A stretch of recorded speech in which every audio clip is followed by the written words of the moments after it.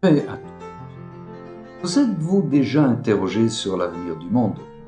Que signifie la fin du monde dont parle Jésus?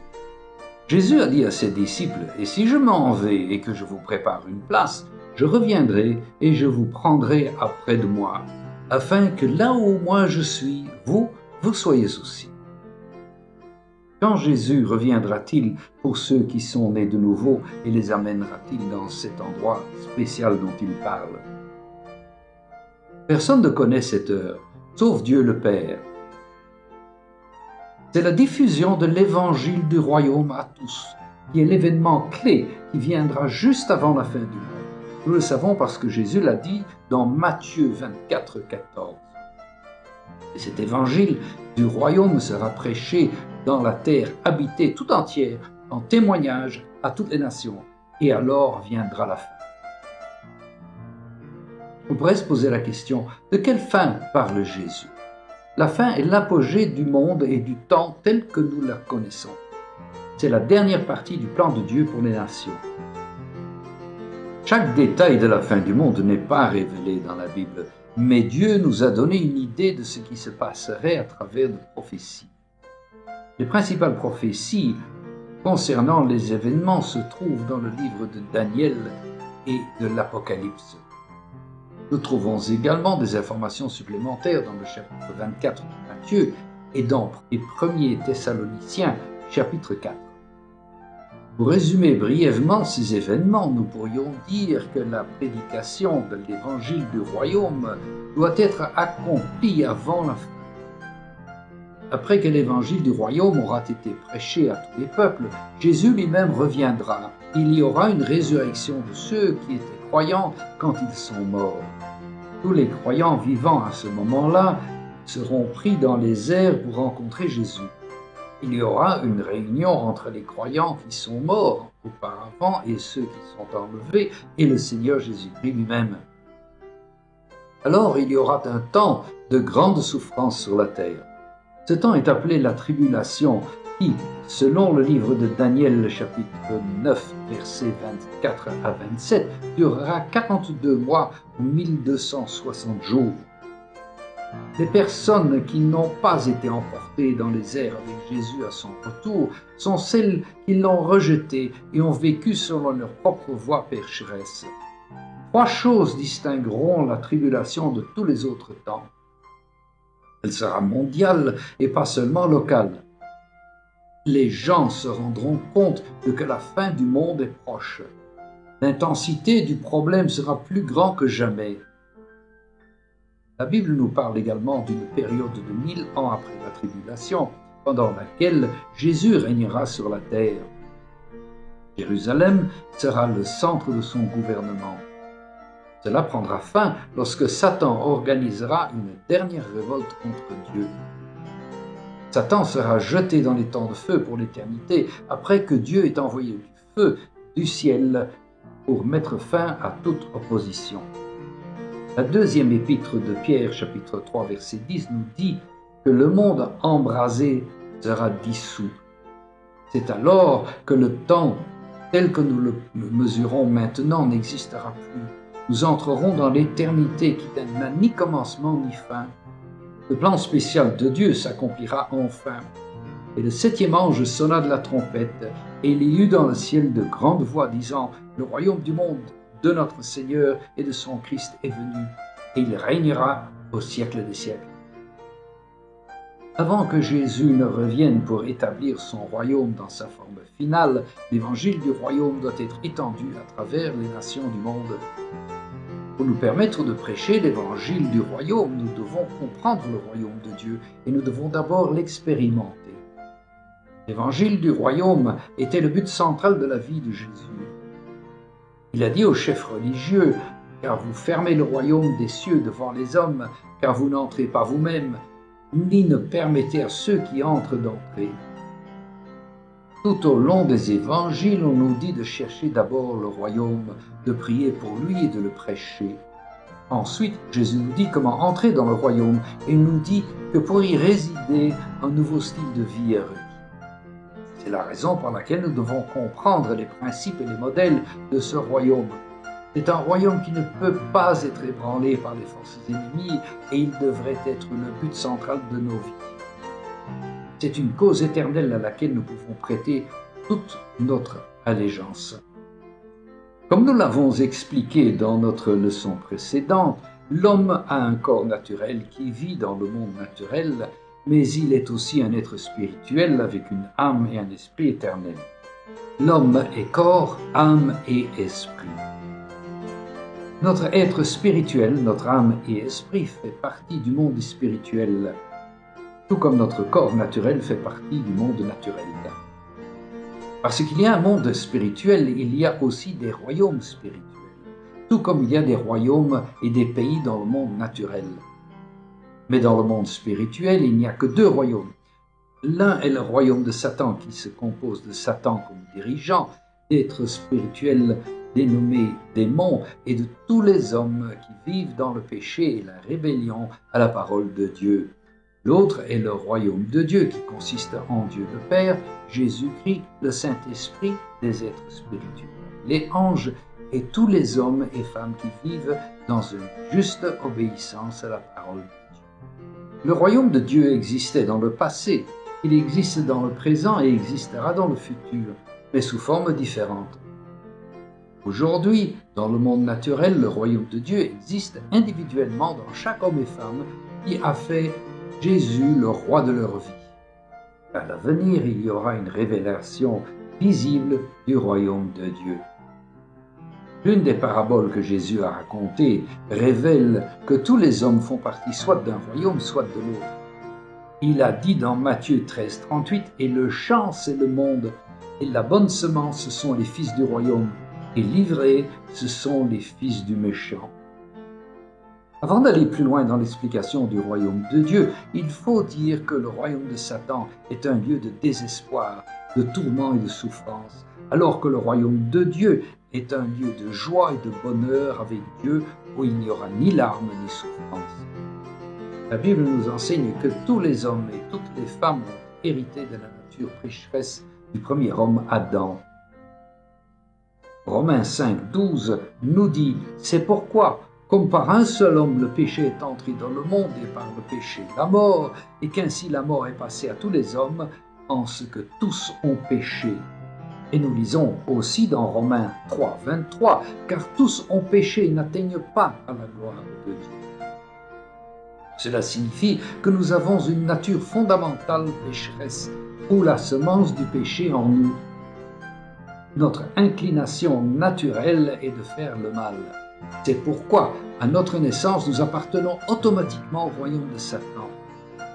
Notre avenir éternel ne sera donc que tourmenté si nous ne faisons rien pour le changer.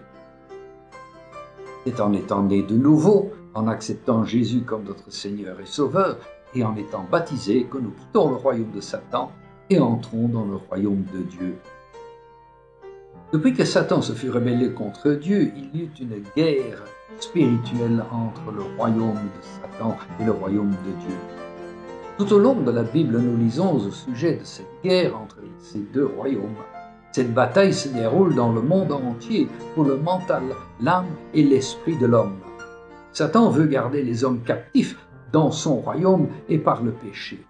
Il utilise la tromperie pour inciter les hommes et les femmes à profiter de la luxure de la vie pécheresse. Il veut les affections de l'âme et de l'esprit qui appartiennent en réalité à Dieu. Dans Jean 10, 10, Jésus a comparé Satan à un voleur. Le voleur ne vient que pour voler et tuer et détruire. Moi qui suis venu afin qu'ils aient la vie et qu'ils l'aient en abondance. Cette guerre dans le monde spirituel se poursuivra jusqu'à la fin des temps telle que nous la connaissons. Un royaume sans roi n'existe pas. Il est le suprême souverain de son royaume. Cela signifie qu'il a le pouvoir suprême, la plus haute autorité et qu'il est libre de tout contrôle extérieur. Un roi fait des lois et les habitants obéissent à ces lois. Il a également le pouvoir sur le peuple, y compris le pouvoir de vie et de mort. Le Seigneur Jésus-Christ est le plus grand de tous les rois. Dans Timothée 6, 15, l'apôtre Paul l'appelle le roi des rois et le Seigneur des seigneurs. Dans Apocalypse 17,14, nous lisons également qu'il est leur Seigneur des seigneurs et leur roi des rois. Ceci est également confirmé dans Apocalypse 19,16. Et il a sur son vêtement et sur sa cuisse un nom écrit, Roi des rois et Seigneur des seigneurs. Jésus est appelé Roi des rois parce qu'il règne sur un royaume souverain et éternel. Ce royaume ne finira jamais et il ne sera jamais renversé par une révolution. Il n'y aura jamais quelqu'un qui succédera à Jésus. Parce que nous lisons de la naissance et du ministère de Jésus dans les évangiles, nous avons tendance à oublier que Jésus a toujours existé. Laissez-moi vous lire un passage de Jean où Jésus est décrit comme la parole.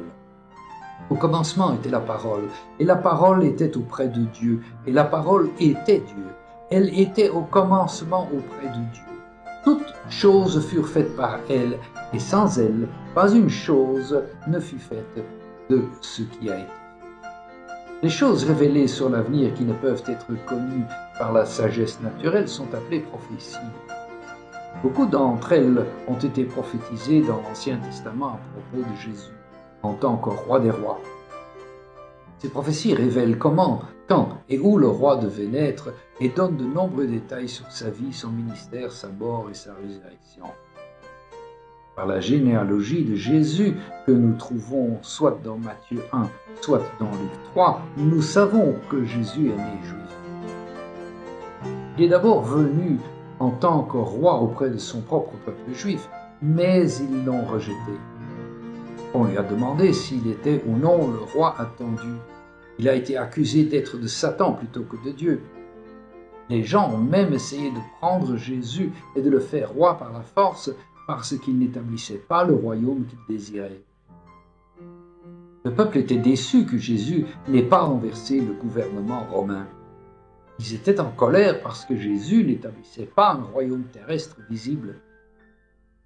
Le plus grand besoin du peuple juif n'était pas la libération du gouvernement de Rome, mais la libération des chaînes du péché. La clé du royaume de Jésus était la repentance et non la révolution. Il a dit « Mon royaume n'est pas de ce monde. Si mon royaume était de ce monde, mes serviteurs auraient combattu, afin que je ne fusse pas livré aux juifs. Mais maintenant, mon royaume n'est pas d'ici. » Seulement quelques personnes ont reconnu Jésus comme roi, mais ceux qui l'ont fait ont reçu une relation spéciale. Mais à tous ceux qui l'ont reçu, il leur a donné le droit d'être enfants de Dieu, savoir à ceux qui croient en son nom. Tout dans la vie est basé sur les relations. Ce n'est pas ce que vous savez qui est important, mais qui vous connaissez. Ce n'est pas ce que vous savez de la Bible qui vous fait entrer dans le royaume. C'est qui vous connaissez. Vous devez connaître son roi. En d'autres termes, vous devez connaître Jésus personnellement. Le royaume de Dieu est différent des autres royaumes. C'est un royaume juste. Les hommes pécheurs ne pourraient jamais entrer dans ce royaume. Il devrait y avoir un moyen pour nous d'entrer parce que nous ne sommes que des pécheurs. Dieu a prévu ce chemin pour nous par la mort de Jésus, le roi. Il ne méritait pas cette mort. Il n'a jamais péché, mais il est mort à la place de tous ceux qui ont péché. Il a payé la peine de mort pour nos péchés. Car les gages du péché sont la mort, mais le don de grâce de Dieu, c'est la vie éternelle dans le Christ Jésus notre Seigneur. Après sa mort par crucifixion, le roi fut enterré, mais il ne resta pas dans le tombe. Il est ressuscité le troisième jour. Grâce à cela, il a remporté la victoire sur la mort physique. Tout comme Jésus, nous connaîtrons tous la mort physique, mais nous connaîtrons également la résurrection comme il l'a fait. Grâce à cela, nous aurons la vie éternelle. Après sa résurrection, Jésus est apparu à beaucoup de ses disciples, mais après une période de 40 jours, il est retourné au ciel. Cependant, Jésus ne nous a pas laissé les mains vides et sans espoir. Il a promis de donner sa puissance par le Saint-Esprit. Au cours de son ministère, il a également dit « Si je m'en vais et que je vous prépare une place, je reviendrai et je vous prendrai auprès de moi, afin que là où moi je suis, vous soyez aussi. » Personne ne sait exactement quand Jésus reviendra, sauf le Père. Laissez-moi vous lire comment le Nouveau Testament nous dit comment sera le retour de Jésus. « Or, nous ne voulons pas, frères, que vous soyez dans l'ignorance à l'égard de ceux qui dorment, afin que vous ne soyez pas affligés comme les autres qui n'ont pas d'espérance. Car si nous croyons que Jésus mourut et qu'il est ressuscité, de même aussi avec lui, Dieu amènera ceux qui se sont endormis par Jésus. Car nous vous disons ceci par la parole de Dieu, que nous, les vivants qui demeurons jusqu'à la venue du Seigneur, nous ne devancerons aucunement ceux qui se sont endormis. Car le Seigneur lui-même, avec un cri de commandement et avec une voix d'archange et avec la trompette de Dieu, descendra du ciel, et les morts en Christ ressusciteront premièrement. Puis nous, les vivants qui demeurons, nous serons ravis ensemble avec eux dans les nuées à la rencontre du Seigneur en l'air. Et ainsi, nous serons toujours avec le Seigneur. Consolez-vous donc l'un l'autre par ces paroles. De si belles paroles, un si bel espoir. Faisons en sorte que nos vies soient tournées vers ce destin extraordinaire d'être avec le Seigneur Jésus pour toujours et à jamais. Amen. Le prochain enseignement sera les clés du royaume. Assurez-vous de ne pas le manquer. Que Dieu vous bénisse tous et vous protège.